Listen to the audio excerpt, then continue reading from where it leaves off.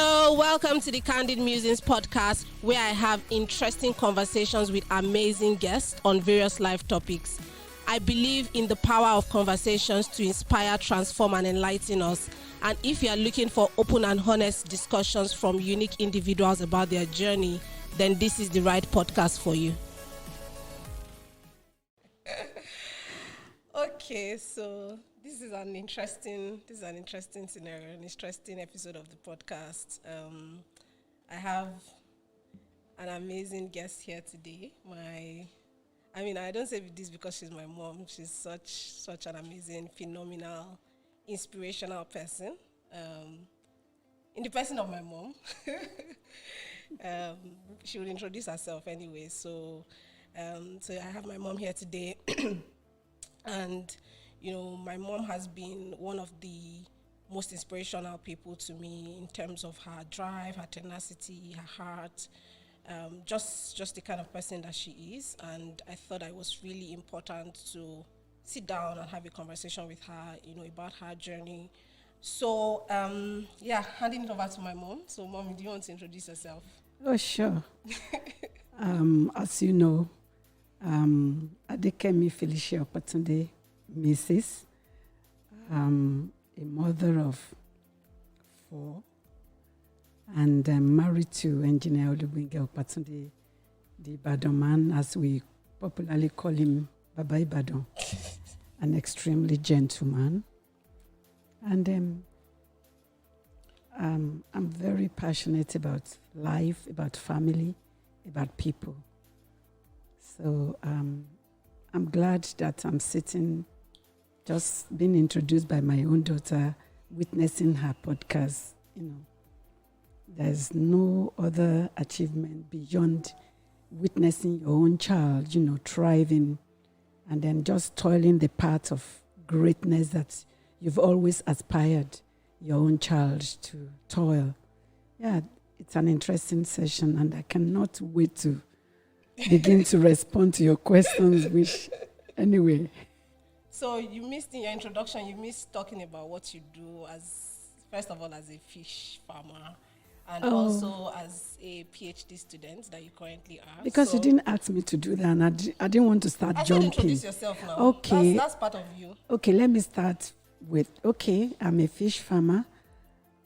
Actually, I was trained from the beginning of my life as a teacher, and I started the education career from grade 2 teacher, NCE, my BA, master's, and interestingly, in few months, I should be graduating as a PhD holder, when no one will now call me Mrs. But if you refuse to put that DR, I'll correct you instantly.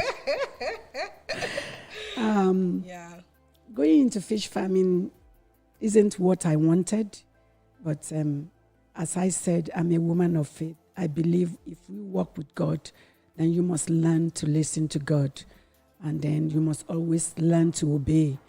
Yeah, it was an instruction when I was back in the UK, and all I wanted to do was to have a Montessori school. And God, in his own will and in the way he does things, says, you will go back and be a fish farmer. And that was very difficult. But today, I'm glad doing what the Lord asked me to do. And I'm also happy because I feel there's no time that is ever too late to just accomplish or to fulfill what your desire has always been. I've always wanted at least to have a PhD because I'm from a home, my father's house. If you didn't go to school, at least you had a master's degree. And at the time, I was just seeing myself as the one that is just not having that. If you are a professor in my father's house, it's one of those things. Nobody says, so if you don't. So I started thinking, why not? I can always go back. There's no time limit. Nobody stops you. I'm not going to sit on top of anybody in the classroom. So why don't you just get all this, your smart guns, and go back to the classroom? And in the last 13 years, I've always been in school. Yeah, I think that I want to talk about that 13 years journey, right? I think it was 13 years ago when you decided to first go and do your you went back to do like WAEC, or was it WAEC or NECO? I don't even know which one you went to do. Anyway. Because I remember that then Emmanuel's my younger brother, he was also writing his GC at the same time, and my mom went to write her GC because she wanted to go back to school to get your BA in English. So what informed, I mean, I know that your background played a part in that decision, but to have gone back at that time, I think you must have been 50. Yes, I was a little bit over 50. Yeah. And then you went to do your work. I went to do the GC, the November GC. What informed that was, I've always wanted to do my BA, even while you were younger and your siblings. But then we were in the northern part of Nigeria, and, family call, domestic issues, having to stretch to ensure things. I couldn't just until that time. And I just felt, so I went to one of the premier university, and it's like, oh, you had your grade 2 teacher certificate in 1980, 81. Oh, that will not allow you to have a straight degree with your NCE because there is a policy. So what's the option? Oh, madam, the only option is if you can go back to the classroom or you have your GC. And I went back on, and it's like, because I see a lot of people today, you just read about great people and they are brought down because they have certificate forgery. And it's like, why do I have to forge? Why do I have to lie? Why can't I just take the part of humility and humble myself and go back to the classroom? So I didn't tell either of you. I only told my husband because I know I will always have his support. And I went and took the GCE form, got all my son. And that time, I will never sleep because I will always be on top of my son. And coincidentally, I also have a young girl that was brought to my house to be a domestic staff. You can't live in my house if you don't go to school. The first day I met the girl, I said, yes, you are here to work, but I'm going to change that attitude. You will either be here to go to school, and then you combine that with we work together.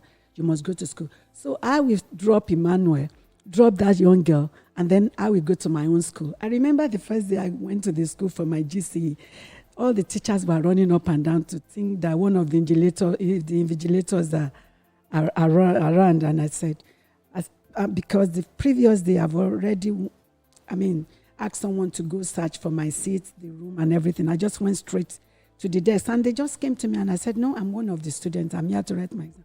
It's like, Do you know, after that, a few of them came to me and said, Mommy, this is funny. Because a lot of people would want to do that, and they felt it's a strange thing to do. So when some of the teachers saw me that day, they saw the need for them to actually rethink. And I've been able to have a lot of disciples in my university who felt younger people than my age who have now, gone back to school to say, oh, it's a good thing, it's fun. I have a lot of younger friends, some of them younger than my children, and they're my friends in the classroom. And we had fun together. And when they saw that, this woman, if you don't really put up, you cannot just even match up with her, because anything book, I give it my best shot. And I thank God today, I had my BA. I wasn't satisfied with that. I went forward and I had my master's. I had a very strong 2-1 in my BA. Same thing. Your master's. Yeah, one of the best graduating students for my master's. And now doing my PhD. Like you didn't stop for one day. I think immediately you finished the BA. Since that day, I've never stopped. I've always been in the classroom till this morning. Yeah. I think it was really, really brave what you did, and very, very inspirational, I must say. And, I think when we started the journey, we were all like, what exactly are you looking for? Yeah, but let me tell you one story that briefly what will inspire that. My mom, you may not hear this story, but let me just give it to you because you are having this. And I think whatever has happened to people is not just about you, it's for other people there who will learn. I was born by a very, very gentle, extremely gentle. You have a very, very gentle grandmother that I believe, like a child, went through an abuse. Because when you do not allow a child to possess one of the fundamental rights that a child, like education, it's an abuse. Of course, my mother went into the family. Someone In fact, her teacher, when she was in standard 4, put my mom in the family way when she was in standard 4. And the father felt, oh, this is the greatest disappointment a child could give. The man was taken to court. The man was supposed to be jailed or to be, But a day before the judgment, my mother was called upon, and my mom said, oh, he didn't rape me. I gave him my consent. That day, my maternal grandpa, lost that case. And then my maternal grandpa took a decision. Then you will stay at home. That was the end of my mom's education. She wanted to be a nurse or to study medicine. All her sisters, the elderly one graduated as a matron at USAGE. The next one, ended up being a head teacher. She just stopped at standard 4 as a punishment or a deterrent for her action. And then she didn't go back to school. And I felt I should do better than my mom. And so when I realized that I was stuck at NCE, I just felt this is another circle. I shouldn't just keep telling the story of how I failed, but I can tell a story of how from my failure I've climbed or gone into the place of good success. So such things informed the need for me to go back to the classroom to say, I can do this. Yeah. And I think there was one interesting story. I'm not sure if I remember the story correctly about how you wanted to study law and then one priest or something. Tell us about that story. It's funny that you don't even forget things. When I finished my school cert, I've always wanted to study law. I felt I could be a good lawyer. And I have a very lovely auntie, one of my favorite auntie.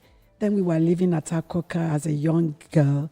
And then you know how people believe in soothsaying, how they believe, before you do anything. So that's my auntie goes, asking for such things. And one of the occasions I went with her, and this cleric just said, oh, don't dare you go into law. If you go into law, you will be a charge and bail lawyer.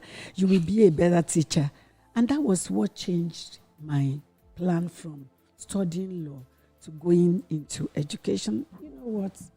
At the end of the day, I will say all glory be to God. Yeah, absolutely. Yeah. But I believe that if I've studied law, maybe who knows, I would have been another version of Femi Falana or of these strong women who be able to stand for people. Even without studying law, you are a force to reckon with in that sense of activism and advocacy. Yeah. One of the things that you did in the past was this whole government advocacy and trying to change how governance is being done in Nigeria. Yeah. I've always believed that governance is a way where every person can identify with the freedom that you are born with. One of the fundamental rights of every human is that you are born free, at liberty, to have education, to have security, to have good life, to have education, to not be enslaved in your mind, in your spirit, spiritually, materially, socially, mentally, that you be at liberty. But I realized that growing up, I cannot say that is what is thriving in Nigeria. And so I felt, okay, I gave that shot to my master's program. And right now, for my PhD, I'm doing something that also has to do with, that we speak to people's consciousness, people's mind, that education is one key. When you give that key to a child from childhood, that's one thing my mom gave me. That's one thing I saw in my mom, that is a key that opens difficult doors. That is a light when you get into a dark room, when you have it, you are illuminated. It's like everything is sour, everything is bitter. You don't know how to relate with people. That is one thing that you have that sees you, that positions you to see human beings the way God wants us to see ourselves. Respect people, love people, be kind to people, irrespective of their social background, their religion. And that is one thing that is missing in our world. People just see you, they look at you, they size you down. Do you have money? Do you have class? what's your religion? I mean, those are things we do. We think we help God, and it's, for me, it's, in my own opinion, makes people, it makes people little than who they should be. When you just look at people and you relegate them in terms of their religion, in terms of their gender, or in terms of whether they are rich or not rich, and then I can see that we live in a society where the things we place value upon, is just the things we can quantify, the things we can see, like money, but no. Education gives you the total being, the total person, the total human being, to socialize, to place your own part, no matter how little, in national development, to make you relevant and to allow other people to be as relevant as yourself. Don't put people down. And you know that when growing up, each time we have a help or a domestic staff, you know how I call all of you and I say, we have an addition in this family. This person is here, not because the mother chooses to throw her out. That is where faith found them.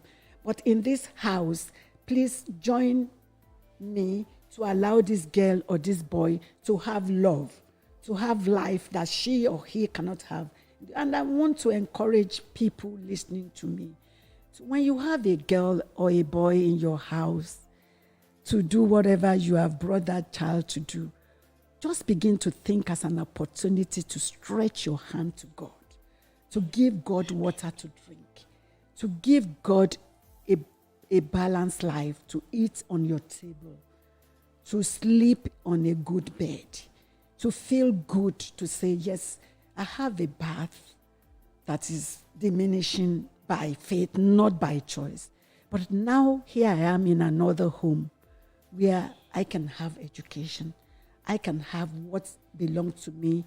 You have your cutlery, you have your bedroom, you have everything. Even though you are not in your parents' house, you can beat your chest to say, this is mine. And then you relate with other people and you can smile and nobody will discriminate against you and say, you are from one village. I think the world will be a better place if we all live that way. Yeah. If we all choose kindness and, just we are kind to everybody, regardless of who they are, what their backgrounds are. Absolutely. Yeah. One of the key things, that has happened, that I think, in my opinion, sort of shaped you. I don't know whether I'll say shaped you, Sha, but like one of the key things that you've had to do was when you had to go to the UK for a couple of years, and which was formed by a family disaster that we had. So what year was this now? Maybe 2005? 2002. 2002. We had we've had a project starting 1992. We got married in 1990, and from 1991 we started a project. Immediately we married. I started my career. I didn't work too long in the teaching profession. It wasn't okay for me because I had a target. I wanted to raise children. I wanted my children to go to one of the best schools. And so I started with banking, and even the bank salary wasn't too okay for me. Your dad started, immediately he returned from France. He had his NYSC, started with the federal defense industry. And you know what the federal salary was, but we've always joined things together. We've always breathe together. We've always had money was never an issue. Unity. And you grew up seeing that. And then we started building a structure. And because we relied solely on everything we had, because I had a parent who believed who were disciplined and who believed that you can attain anything by being disciplined. You don't have to cut corners. We never cut corners. And we are not going to cut corners. I always tell people, I walk on the narrow path, and that is the way I'm going to die. I will be a proud mother to die on the narrow path. But alas, in the year 2002, that was the year we were actually supposed to move into that house, June 24. Somebody just came and announced that there was a disaster, there was a collapse in the building. June was a month that rain will fall and fall and fall. And I think for that, whatever reason, the house collapsed. 4-bedroom flat and a duplex. everything that we worked for 10 years. For 10 years collapsed on the 24th of June, 2002. And then on that particular day, we were owing the woman giving us the cement 7,000 naira. We went to the bank. I think everything we had was less than 10,000. We quickly paid the woman. We didn't want to owe anyone. And we felt the most important thing for us was not just to have food on the table and to have enough to buy fuel and take you to school and your younger ones. And yes, we were lucky to have my mom around, who was always supportive, you know. When the decision, I call those period my dark moments, the dark moments of my life. I think before you go into those moments, I remember about that day. So maybe I was about 12 or so. Was we had gone to the house the day before, right? Yeah. So we were in that house the day before it collapsed. All of us were there. We were selecting our rooms, and Dad was saying, "This is where your room will be. This is where your room will be." And then the following day, somebody had called my dad to say the house had collapsed, right? And it didn't make sense because the way the house was, once we get to Challenge in Ibadan, you would already be seeing the house from afar. So it was it was a tall building. Very tall. So as we were passing, my dad was like, Shoman Gbele Loni, which in English is like, do they uproot houses, right? Because we could not see the house. And I remember we got there and there were people crying, and the first question that my dad asked was, hope there was no casualty. I think it happened overnight, right? Yeah. And we got back home and it was just like, when Yoruba says of share, right? Because there were a lot of people there coming to console, and it was just like a movie, even for me at my young age. So yeah. You are saying that you think about that as one of the darkest yes. The day you guys went to the house on the 23rd of June, the purpose was to make sure the place was clean for the finishing. Yeah. Up to today, from that moment, the water in that house is what people drink in that neighborhood from 1993. So when you guys went, by 7 o'clock, I was really upset on the 23rd when I just looked left, right, and I didn't see you guys. It was supposed to be a fellowship day. I didn't see you and Dad. And then you guys came late when the message was almost ending, and I said to them, where have you been? And he said, you went to the site. I said, that's not a good thing to do. Why would you choose the Bible study time to take the kids? And then you guys, when we got home, you were so excited telling me, oh, I saw my room, I saw Emmanuel's room, and you guys were just telling me where your rooms will be, how it will be, how we will move out of the rental apartment, and each of you will have. And it was a whole of excitement. And then in the morning, I had gone, 2 hours before, I had gone into an hospital, a private hospital, to stay with a lady that was in a hard labor. And then I rushed home around 7 o'clock, and my mom was, that she needed to see me. And I said, no, I'm here to pick a flask of water for somebody. I'm not going to listen to anything until. And then, good enough, the lady delivered. So, and I came home, and it was like every face in the house was like. And then my husband said, there is a problem. I said, where are my children? He said, they are in school. I said, thanks be to God. What is the problem? He said, our house. I said, what about it? He said, the house collapsed. I said, house collapsed. Then I started looking for the key. He said, no, you are not going to see it. I said, why? Have you been there? He said, yes. And then you are back. He said, yes. I said, so why shouldn't I go there? He said, oh, no, you won't be able to manage it. I just picked the key. When I got there, actually, it's like, I said 4-story building and a duplex. It was a big project, a huge project for 10 years. It's like it's like a bomb that the project was bombed. You couldn't even see the foundation. Everything was just rubbles. Like somebody came like mashed an ice cream. Everything was just, and I was looking for the site. I saw the neighborhood compound. I saw the people. But let me confess to you, one thing that happened that day that each time I just remember, even if anybody is saying there is no God, I will die to defend that there is God. You know, something like, I don't know what happened, just raised my two hands up. And then I was smiling. And one of these songs that I knew when I was in primary school, Àwa yìn Ọlọ́run wa, àwa ń jẹ́wọ́ rẹ pé ìwọ ni Olúwa, gbogbo ayé ń forí balẹ̀ fún ọ. And I started singing that song and I was smiling. And the crowd came to me. One of the Alhajis came, and a very nice man, and an elderly man that was always looking after our project said, Imoni yín lágbára o. I said, what's Imani? He said, when your husband came earlier, your husband came and prayed like a few minutes. And then you are here now, you are singing. I said, what shall I do? Baba, I can doubt people, but I can't doubt God. God told my husband and I that we would build a house and then we would live in our house. That cannot change. Yes, this building has collapsed, but I still believe God more than what I'm seeing today. And we left.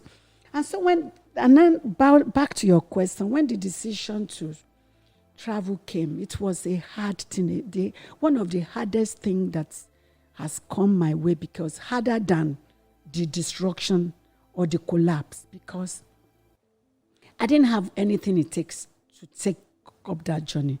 I knew it was going to be difficult. I knew I wasn't going to cut corners. I knew it's going to be hard in terms of compromise. And so when I got there, it was very, very hard. Very hard because I stayed doing nothing. Because everything I went to a place that has structure. They have policy, and you have to follow the policy. Yes, there are people that have gone there, they've done things, they've achieved a lot. And I was not ready for one day to do what other people do. I've always lived in the faith of others may do it, I must not. That was a setback. And each time I went out, I tell people, I'm here because I came from a place of disaster and I wanted to tell my children there's a possibility of telling another story. And I was lucky to have a particular place who said, okay, if you are comfortable with this offer, we'll give you shelter. To every other person around me, it's like, don't be stupid. Don't allow that. That's a mega thing. And you know what? I waited. I accepted that. Yeah. I took to that. And it was in the process that I thought, okay, after this, I may go to school. I may go and study education, Montessori education, and then I can come back. But in the process, within 3.5 years, the dark moment turned into a moment of a walk. It was a moment of a walk with God. Yeah. And in those years of walking with God, obeying God, toiling to his direction, we are where we are today. Yeah. There is a big smile every day. Yes, everything was in moderation, in simplicity. And I think for me, that is the best that life has offered. And I'm glad to have that.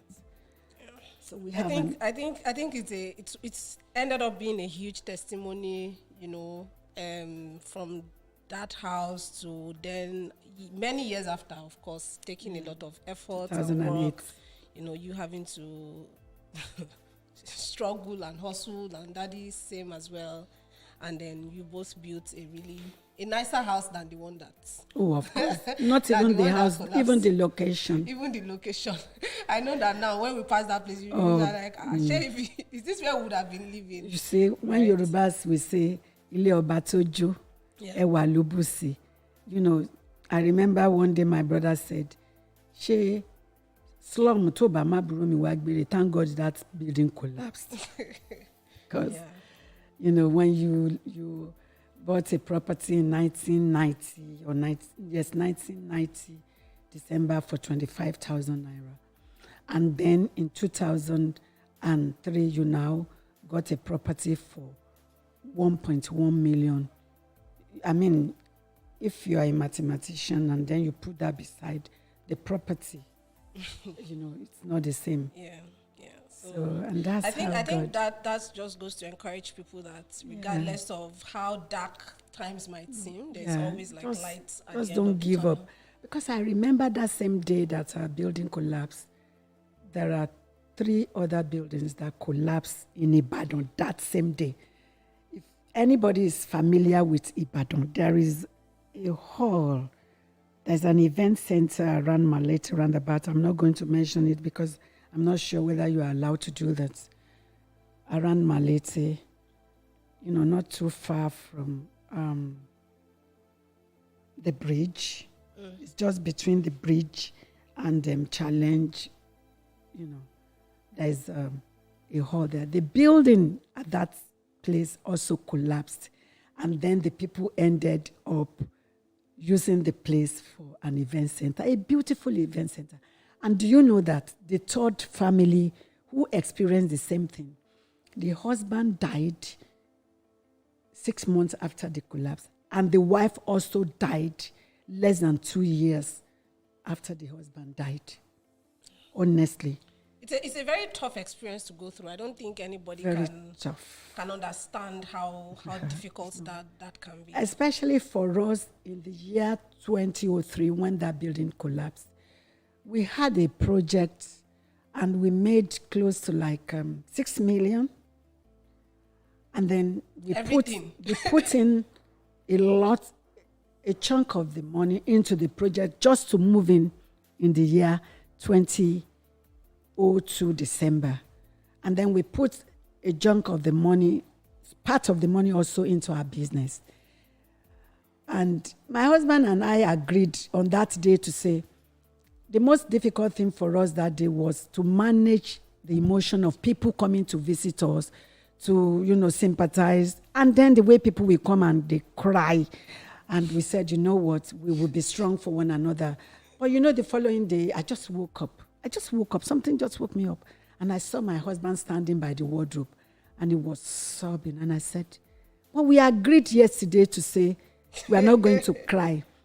And I asked him, I said, why are you sobbing? Why are you doing this? He said, he just remembered that if anybody asked him, oh, you studied in France for 6 years, and then 15 years you are back in Nigeria, what can you show for those years? And then he said, the answer will be, I saw the collapse yesterday, everything in the dust. He said, that was why I said, then you've betrayed me. You've betrayed me. Between yesterday and now, you've betrayed me. We agreed we are not going to cry. I said, I'm not going to cry. I said, I feel like crying, but I'm not going to cry. Because when I cry, I'm just saying to myself, you are down. But I'm not down. And then we hugged each other. And I said, we have to keep getting stronger and holding each other. We will get over it. And I think when people hold each other's hand, in all honesty, you can always overcome challenges of life. Yeah, absolutely. Thank you so much for sharing You're and being welcome. very vulnerable. I mean, it's always such an emotional story every time I think about it. But yeah. So sending a lot of strength to anybody who is going through any low moment now, and I hope that this encourages that there's always light at the end of the tunnel, regardless of what you're going through. So now I want to move to a fun subject. I don't know if it's really fun, Shab, but it's also something that you're really, really passionate about, and something that I used to be passionate about in the past, but I'm right now very not so interested, and that's politics. Oh, gosh. That's politics. Oh, Nifemi.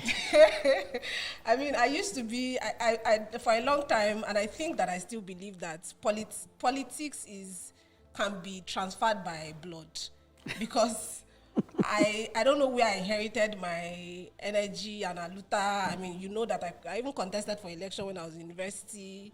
Like, I've always been very politically aware. I mean, now on Nigeria politics, I'm just very not interested. But you have always been a huge, how do I put it now? You've been very politically active for a very long time. What was your I kind of know the story, but I want you to tell us your introduction into politics and what that journey has been for you. Oh gosh, when you said fun and then you are talking about passion, I was wondering what topic are you actually bringing to bear? My journey into politics, let me give that to my father, because I had a very, very quiet, very extremely quiet mother, very godly, praying woman, but a very tough father. In my father, you see a cocoa produce buyer, a transporter. Growing up, I remember my dad's transport business was Owo Legbon, Omolaburu, and also a cocoa produce buyer. But beyond that, a great politician. Growing up, I was born to witness the days when politics is service, and that's the truth. When politics is to go there and help your people. When politics is to go there and bring to your people what they needed to have and they didn't have. And so I was about 18 in the late 70s, the last election that Papa Awolowo had. And he came to our area in Akoka. Guess what? I just jumped out, left my mom's restaurant. My mother was a caterer at University of Lagos Road. I just gathered a few girls and boys my age, and we just started singing in the group of Papa Awolowo who came for rally. And every one of us, we would just be singing because the man was always talking about education. And from childhood, I love education. And then we'll be singing free education, Awolowo Loleche. And so they just got I'm serious, they just got a big bus for all of us. So wherever Papa drops to address people, all of us will just go, all of us will be singing, and it was so exciting. Guess what? When I got home that day, it was a Waterloo for me. Because I didn't tell my mom, and it was dark at night. And many mothers were looking for their children. And then when we got back home, and then I said to my mom, we followed Papa Awolowo. And my mom, and I was actually going to a very expensive school, my secondary school, I had a very, very struggling mother who felt, yes, whatever it will take. To give you the best education. And then so I just opened my big mouth to say to my mom, I followed Awolowo because Papa was saying to everybody that he will give the best education. And my mom said, okay, Awolowo lo ma sanwo ilewe. So I didn't know. And you know how God can do things. I didn't know that my mom kept a very long cane. That's my mom's style. When you misbehave, she will wake you up. And I don't think that's the right way to discipline a child. And then, so you will always be at alert to choose whether to misbehave or to behave right. But you know what? How it happened, I can't say it tomorrow. As my mom was getting prepared, bringing out the cane, in my sleep, I'm telling you the truth, I started singing in my sleep, free education, Awolowo Loleche. And my mom's hand was hanging, and I woke up, and then I saw the cane. I said, and I was almost fainting. And then she sat me down. She said, you are singing. I said, Joyce, please don't beat me, please. I was shaking. And then, and then my mom asked me, what should I do for you? I said, please just pardon me. Just forgive me this once. I won't do it again. So from there, nobody taught me, nobody told me, nobody showed me that I think it is human, I think it is civic, I think it is right for every human being to be politically aware. If you are there and you think, you are a saint, you are an angel, you know what, I don't want to associate with these people. Yes, you don't want to associate with these people. A fool will end up being the one to dictate your life, how your medical situation will be, how your education will be, how your roads will be, the kind of food and water you drink, whether you will have access to potable water or not, how your future will be, how you will sleep on your pillow, whether you will keep on opening your eyes or insecurity will be the order of the day. Whether you like it or not, if you do not participate politically. And let me tell you, something happened in this country and I felt, the redemption has come. I've always felt that the younger generation has what it takes to build a better nation, to have emancipation, to have freedom. Because what every human being should know is that you are born free, with a conscience, with a liberty to choose which party, with a conscience to do what is right without being bought, without being coerced, without being forced into any political association. That everybody is born to say, yes, I'm awake this morning, this is the party I want to be, this is the person I want to follow. That should be the right of every human being. And that is the way I raised you. Yeah. You know, sometimes we would argue, you will say, Mom, I'm going for this gubernatorial candidate and I'm going for this presidential, and I've never once argued with you. That's the way I was raised up by my father. And that's the way every parent should raise their children, to be free to choose, to understand. But I see a world where everything is on sale, including people's conscience. That is one thing we must not sell. That is one thing this generation must not put up to sell, your conscience. That's one thing you sleep with, you wake up with. That's one thing that has helped me in life to shape in hard times. Things are very hard. I must give that to Nigerians. Nigerians, when I look at this youth doing what they are doing, I feel proud of them. You don't need to have this 10 digits behind your name to be respected. I respect you. There is dignity in labor. You carry yourself with dignity with this job you are doing. You have a conscience. But when it comes to politics, I see people selling their conscience in the name of the highest currency in the world.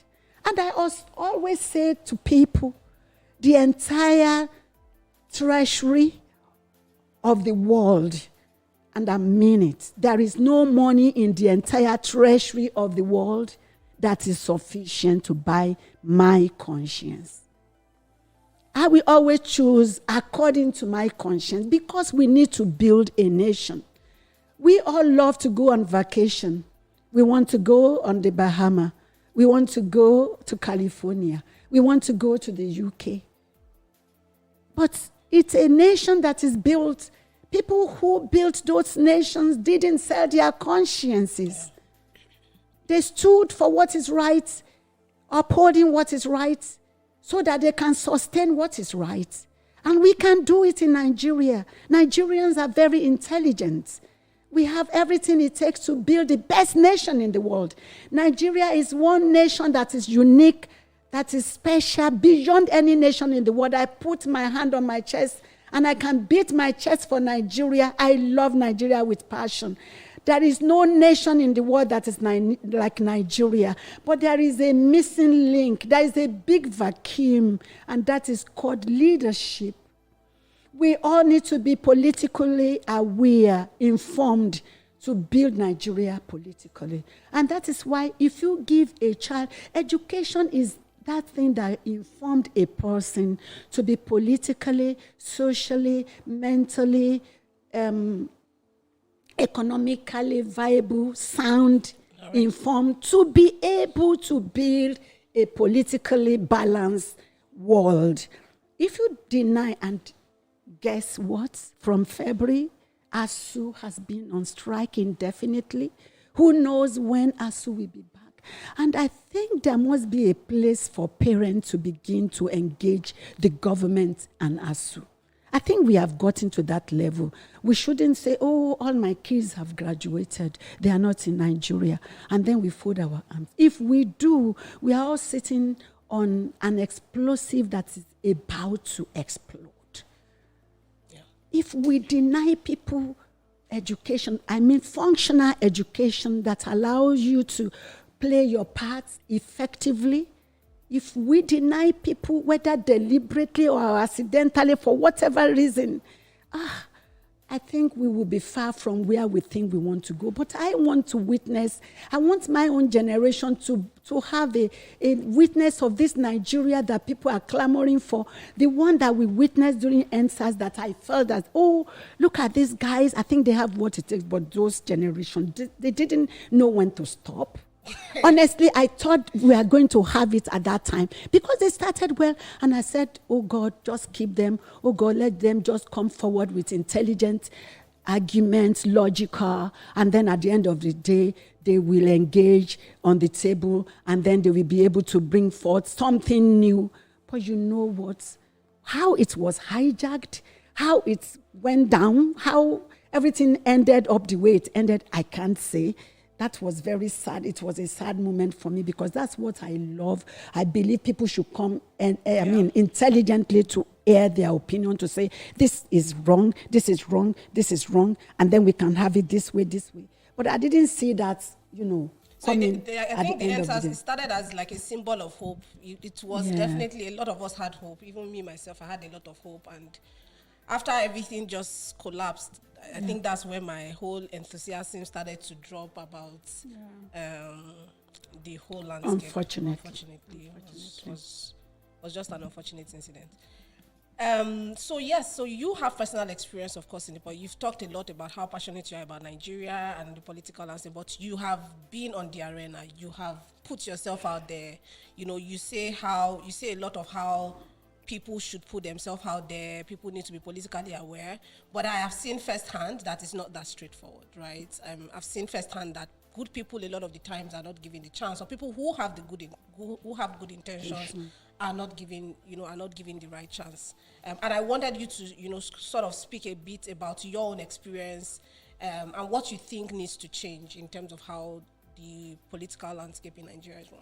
Yeah, I told you how from my childhood I've always loved Papa Awolowo. So I've always been of the progressive family, but I also respect the opposition. That is one thing that everybody should do. You are in a party, you should respect opposition. And then I felt no matter who, I also believe in party supremacy. I believe no individual is bigger than your party. But however, the party must obey the manifesto of their party. They should be sincere to the manifesto. Nobody should just wake up one day and feel, oh, we just do it the way we want. No, when you do it the way you want, you cannot have it. The equation cannot balance. We should always look towards balancing the equation. So I've always followed, worked, participated in rallies, in campaigns, and then voted. And at a time I felt, oh, why don't you give it a shot? And I said, in 2010, I just felt one of the candidates in Oyo State, I just had him on the radio, his manifesto, his plans, and what he was able to do. Unfortunately, he's late now, the former governor of Oyo State, Senator Abiola Ajimobi. I had his interview. And one day I just walked to his house. I've never met him. We were never in the same party. Then he was in AMPP. I've never joined any other party apart from the offshoot of the UPN. And I said, I listened to your radio program. You sound very brilliant. I said, but I've got 2 questions for you. And he said, oh, what?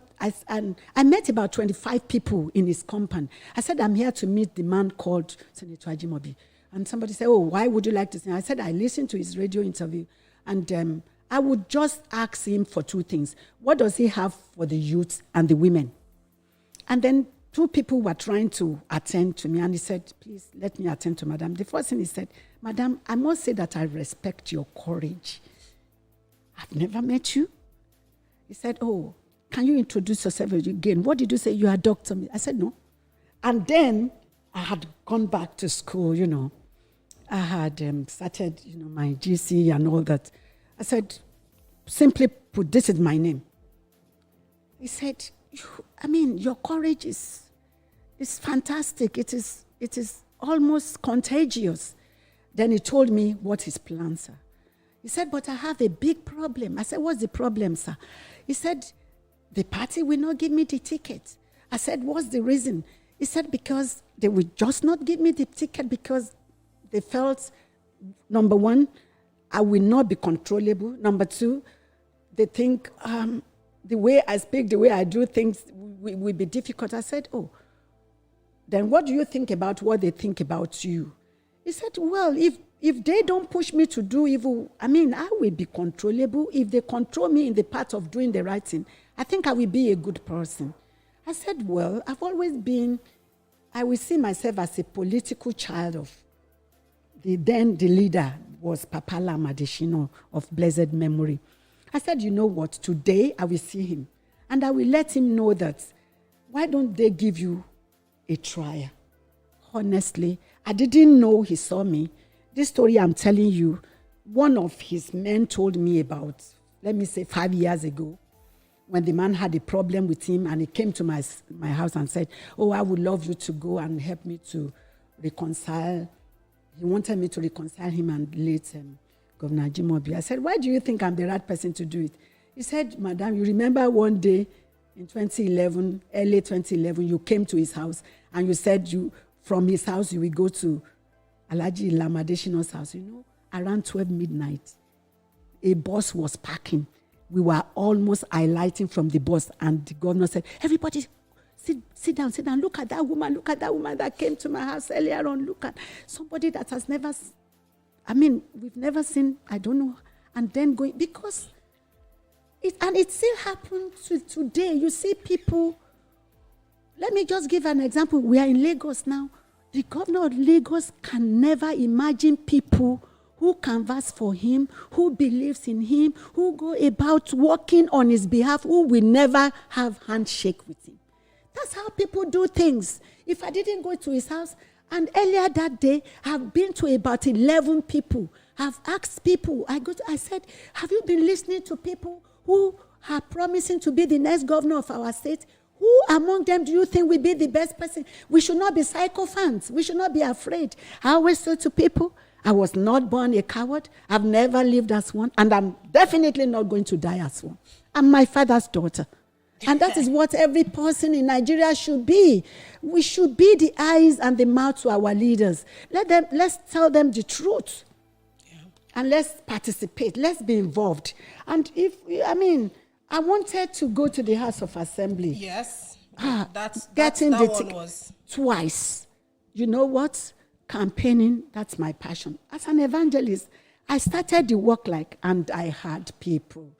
I know my people, they always, oh, Mama, yeah. But to get the ticket in car, at this point, let me also speak this to the consciousness of the people listening. You want to be whatever, whether from the councillor, the chairman, House of Assembly, to the rep, to the Senate, you want to be governor, you want to be president. It's a beautiful thing to do. The best in you should be the desire to serve. They didn't give you the ticket, go home, have a cup of tea, make amala and begiri the way my husband loves it as an Ibadan man, just sleep. It's not do or die. But do you know that people will go to what I call wagbe ibonsile? Oh yeah, $1,000. Toba ti mo po ma fún mi níbò. Today, before we started this, I read a lot of things. People were giving money they didn't fulfill. It has always been. It has always been the story. When I was fine, that's what people do to other people. I think one for me, what really just turned me off was, of course, the incident that I think it was a day to your primaries.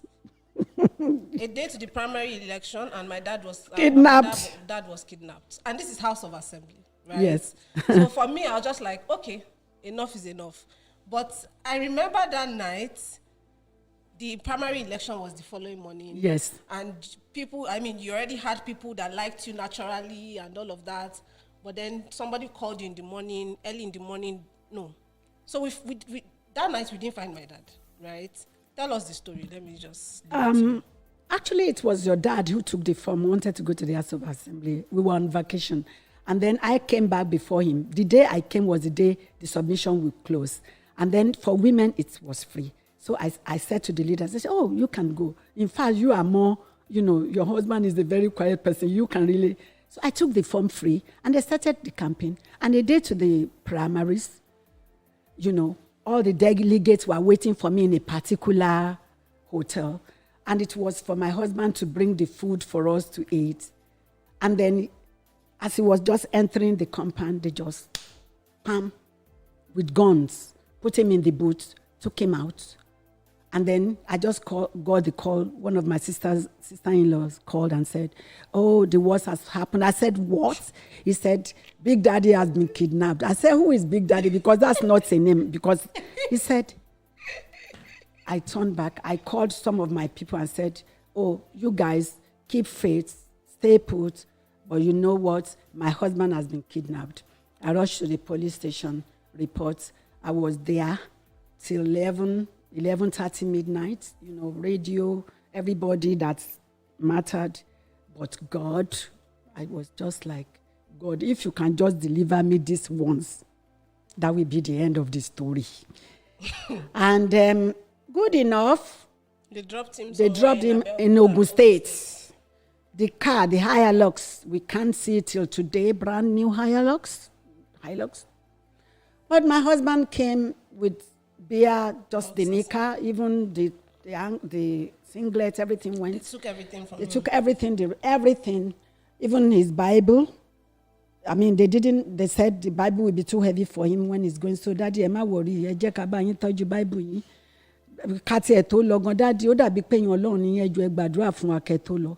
I'm telling you, he prayed for them. They were kind. He said different voices, but one of them was saying, get ready, Baba, because Baba don't bikini. And the boss said, no, Baba, it's a corporate dada. Am I shooting? If you want. And then he had to walk like, I don't know how many kilometers to the road. And then till today, that is another thing I have to say, till today, because if I say I know how, and he too doesn't know how, an Okada man stopped at midnight. Because nobody else stopped for him. They thought he was mad. Yes, because when you are just in your nika at midnight, and then the Okada man stopped, took him, and the man didn't wait to collect a dime. So as I was at the police station, still waiting, praying, telling people to pray along with me, then he just called. And then I told the police officer, he got somebody's phone, and he said, it's at the gate. They released him. So in the morning, the day of the primary, all this. And then I said, somebody that's the end. Yeah. And I said I wasn't going. And my husband said, I should just give him this as a gift. I should go. I said, no. I said, I think you will need me to stay with you to encourage you. He said, no. He's here, he's safe. This is me. This is not spirit. This is me. And then the people were calling, no, we are waiting for you today, not today. You just have to come. Forever I'm going to. You see, when I think about that day, yes, I wasn't privileged to be to be the candidate. But the person who got the ticket got the greatest vote from my ward. Twice I've experienced that. Even in 2011 and in 2014, in 2019, the candidates who received the ticket got the greatest vote from me till today. And they never won the election. Because democracy is about the people. It's about this is who we want, and people should always do that. And I've always corrected the people. No, this is the party. Don't get angry. Just let's support. But some people don't know. Because when you do that, and then your party will lose the election. Yeah, I've never. Somebody called and say, oh, Mama, láàárọ̀ yìí o, wọ́n ti sọ pé wọ́n ò ní fún yín o. They are not in the primary. English for the people. Yeah. When one of my men said, oh, we are not going to even give anything to anybody. Mommy, the man said, I can swear. I said, how sure are you? He said, Mommy, I'm sure. They won't give you the ticket. They have sworn an oath. Overnight. That's Mama. Even if we don't give her, if the party wins, they will always give her appointment. He said, for you to be sure. The man actually came to my house and got to my house before 5 a.m. And then He said they had put guns on the floor. And that the people have crossed the gun. I said, how do they do? He said, you will collect the money if you will be sure to vote for their candidate. He said, when you the collect people, the money and you if I tell you the amount, I said, is that all they gave them? He said, is that all they gave them? He said, yes. And then they crossed the gun. He said, yes. They crossed the gun. They took the money. He said, but for you to believe, I will put my line on the speaker and then I will call the leader. His own leader. He called his leader, put him on the speaker. And the listener said, oh, where have you been? We've been looking for you. It's 5 a.m. We need to. He said, yes. We are moving around. He said, oh, Oga, and then the man mentioned, yes, and the man mentioned, oh, we will vote for so man. He said, oh, I just want you to be sure. I want you to assure me about the matter of Mama. He said, oh, Mama will understand. Mama is a woman of God. Even if, even Mama will support us, even if we don't give him tickets. I was happy to hear that telephone conversation. But I still believed no. And we got to the primaries. The first person was 52. The second person was 49. And I made 39. So, with the guns and with everything. And I came into the race in 2 weeks. For me, I may not have the tickets. I may not go to the field. Those few people who stood with me, those 39 people are men of conscience that I will respect for the rest of my life. Yeah. There was no sufficient money in the treasury. That's my principle, that could buy their conscience. So when I read in the paper this morning, somebody said somebody collected 2 million, somebody collected $10,000, and they didn't vote. Yes, you can't force them against their conscience. If you really want to serve, if all you want to do is to give us a new life, give us education, give us better medical facility, give us good roads, give us potable water, give us security, take away that bad middle name that people call us as Nigerians. They say we are corrupt. Take that middle name.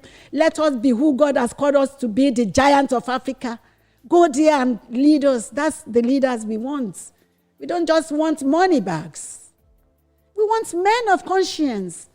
We want youth. We want women. Come on.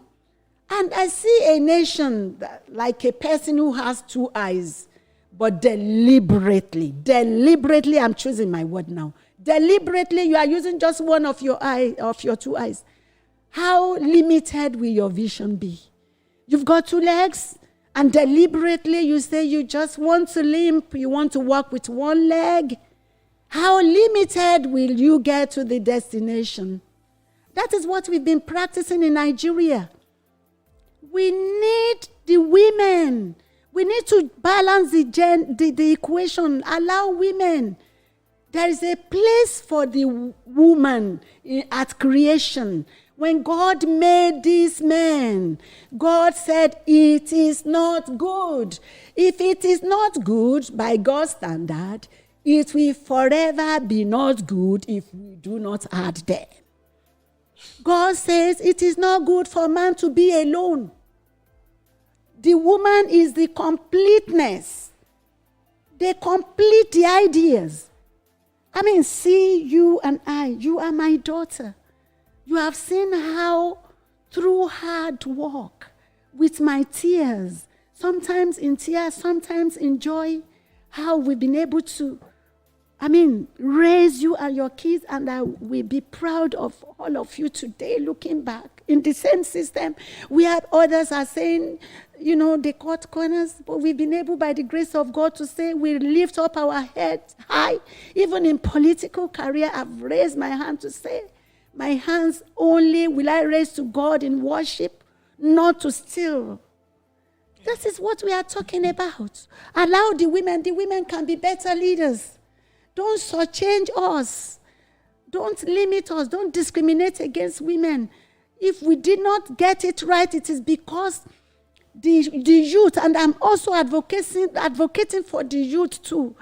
Nigerian youth they are awesome. They are vibrant. They are full of energy. They are intelligent. Please.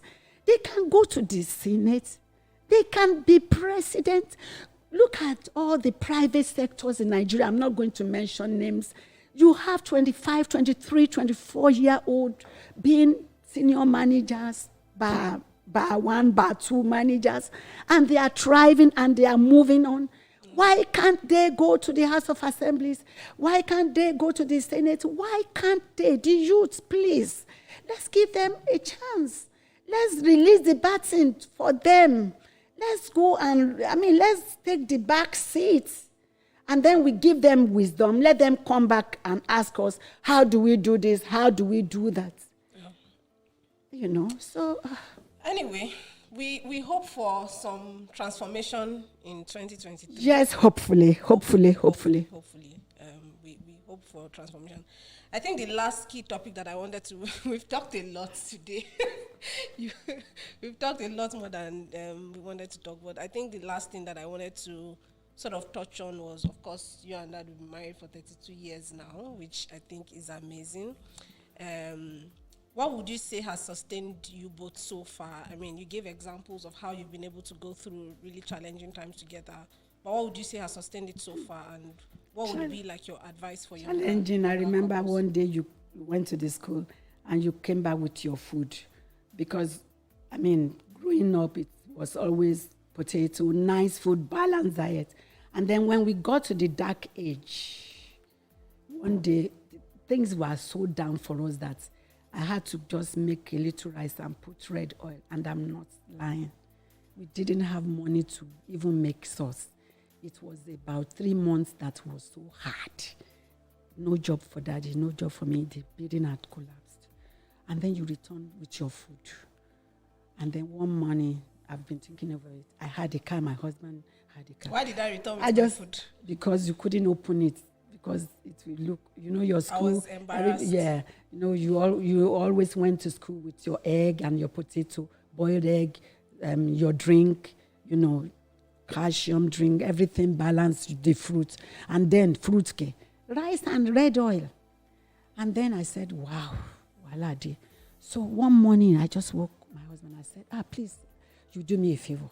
I need to catch up with somebody somewhere around Ojo. And then he took the car and then we went out. My mom always, took you to the shower, dressed you up. And then when we got to Challenge in Ibadan, I said, dear, please, can you just give me a second here? Stop. He didn't know what was going to happen. I just alighted from the car and I started calling people. Mokola, Ewole, Mokola.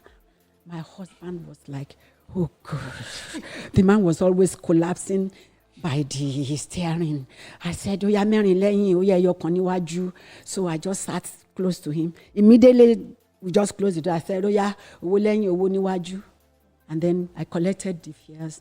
When we got to Mokola, all the people alighted. My husband didn't turn his neck to see me. He was just driving. I said, Kilode, she won't call seeing Lori Panchi Kabukabu. Oya, challenge. And then when it was daybreak, and then the people were almost challenging us. I just went to one of them and said, Joe, just give us some few weeks. I said, look at these two people you are seeing. We just want to come out of stress. Allow us just few hours every day. You know what? Because you're not in the association of the... No, because we are not in the association. You know what? That morning, going home, got nice loaf of bread with sardine and egg. You guys didn't know. I'm not sure whether I've told you this story before. Yeah, you have. And then you had your egg, you had your bread, you had everything. And we did that for a few months. If I didn't tell you, who knew I did kabu? People will come to my house today. And then how I managed my marriage, I must confess, I didn't marry an angel. But from the day one of my marriage, I was committed to my desire to say, I'm going to give it everything that it will take to work. There were challenges, but that's the best man that has happened to me because that's the gift that God has given me. And so when God gives a gift, that gift may not be 100% what you want that gift to be. And that you are not going to say you want to change him 100%. No. You just begin to compliment one another. In his own shortcomings. What will I do? I just want this thing to work. And then he's a fantastic man. He has his strength too. I said he's a complete gentleman. And you can see me. I can talk for 10 hours. That's my father's trait. I can really talk. And this is a man that when you say, everything is just okay with him, but he's got his shortcomings, and people will think this is the one that talks, that is the one that is the devil. But you know what? I love him like Kilode. It's love. It's love and it's commitment and a desire to say, and you know, the things I will speak to people out there, the major issue for people today, I want to believe, is early marriage, money matter, arguments. Oh, money is not the end of everything. You just have to compliment. You don't want to show everybody that you are the better one than your spouse. Whatever God has given you, you have to compliment with one another. And when there is argument, learn to communicate. Learn to come and dialogue. Dialogue. Don't abstain from dialogue. Communication is the key to relationship. But when you have relationship, you are avoiding one another. You are just, you are not helping. It brings decay, it brings friction. Yeah. I remember the first time he told us the story of Kabu Kabu Taxi. I'm like, because like you say, a lot of people will see you now, come to the house now, and they'll be like, and everybody say it. They just think we are billionaires, we are this, we are that. But it's all about hard work and simplicity. Just make everything simple. The simpler anything in life, the better. Yeah. Just understanding one another. I just understand him for who he is. And I think that's what he does with me too. He respects me. You have to respect your spouse. I always, how I always tease him, the Ibadan man, this Layiku man, this in the accent. But like I said, I just love him for who he is, and I'm glad for what God has given me.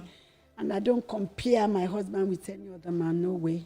There's no man that's like my husband. He's the best in life. And I'm contented with what God has made of him. And I think that's the same way he feels about me. Yeah. And we respect each other. Absolutely. Yeah. Thank you for those words. We will take it to heart. Okay, I know you are your daddy's girl. You are daddy's girl. A lot of people don't say that. I know that. I know you are daddy's girl.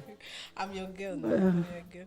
But you know that, like, personality-wise, I'm more like you than I think I'm a balance of both of you.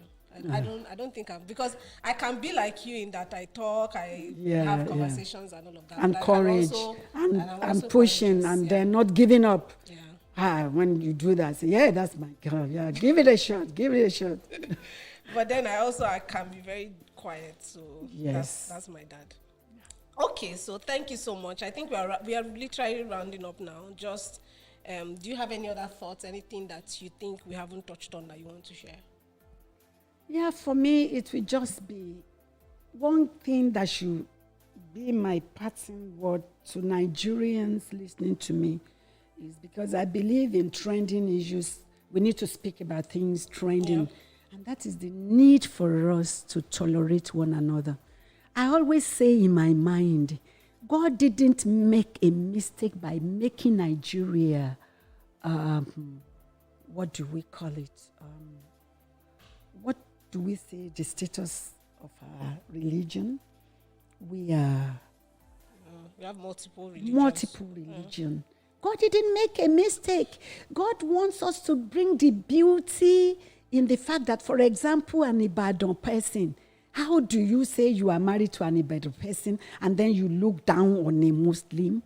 Or that you are married to an Egba person, you look down on the Christians? We need to hold each other's hand. Let's not allow politicians to bring this dividing line of religion. No. You are Igbo, Hausa. When we were in the north in Kaduna, how fantastic the Fulanis were in our house, how they embraced us, we lived together. The day we were returning, how the Fulanis were crying to say, wow, madam, we're going to miss you. That is the way God has created the world to be. But in politics today, everything we politicize. Let's love ourselves. Do unto others what you want others to do for you, and start from your home. Build love, build people, be kind to people, respect people's religion, be tolerant, tolerate other people's ideas. Don't just lord it over them. And then Do not sell your conscience. Anyway, mine is not on sale. It's not for sale, and no one can buy it. Thank you. Yeah, that's amazing. That's amazing. Thank you. So just some last signature questions. I think you've touched on. What would you say is the best piece of advice you've ever received? The best piece of advice is from my mom, my first teacher. Be the daughter of who you are. That's always what she writes in most of the letters when I was in boarding house. Remember the daughter of who you are. So that's like, whose daughter am I? Nobody knows my parents. I'm a Balogun. So who knows Balogun? But now I remember. And now I know. And then you remember you when you were going to school. I say, you are like the Rechabites. When others are building high sky, just tell them that you are like the Rechabites. You cannot do what others are doing. But doesn't mean that you are not going to be better than them, because you are a mighty nation. And see what you've become. I've not become anything, Mommy. Still on the I beg you, make deceive us. Don't deceive these your men. Oh. I beg, take care of them. Oh. No, they're my people now. They're my people. If you could create one rule for everyone to follow, what would it be? Rule, honestly, do unto others as you will have them do unto you. It's the greatest. It's the greatest rule about it. Yeah. What's one thing you wish you knew earlier? One thing I wish I knew earlier, I will combine two things together. To have known God early, I was a rebel. I took every gene of my father. I just wanted life the way I wanted it. I loved life. I loved to chop life. I was so lucky, as my father was so long when he come for more because I loved life. I'm telling you the truth. But you know what? I didn't accept this beautiful fate of mine earlier in life. I wish I had done that. And then I wish I had, been more serious in my educational career. But today, I'm still a student. It's still a beautiful story. By the grace of God, 2023 November, by the grace of Almighty God, I shall be graduating. Dr. Mrs. Adekemi Opatunde. Absolutely. Thank you so much, Mommy. I really appreciate you for sitting down with me for this episode. Thank you for being my lovely daughter, for making me a proud mother, actually. Thank you. I'm so proud of you. Thank you. Thank you. This has been so amazing. Thanks for sharing all of those wonderful stories. Pleasure. And I think a lot of people will find it insightful. Yes. So as usual, I'm ending this episode with a quote. And I think the quote I wanted to end it with this episode is one by Confucius, which says that our greatest glory is not in never falling, but in rising every time that we fall. Which also sort of wraps up all of the things that you've shared. That we would always have times when we fall, but the greatest glory is in rising. That's resonating to my life story. Absolutely. Thank you for that quote. Thanks, Mom. Love you. Love you like Kilode.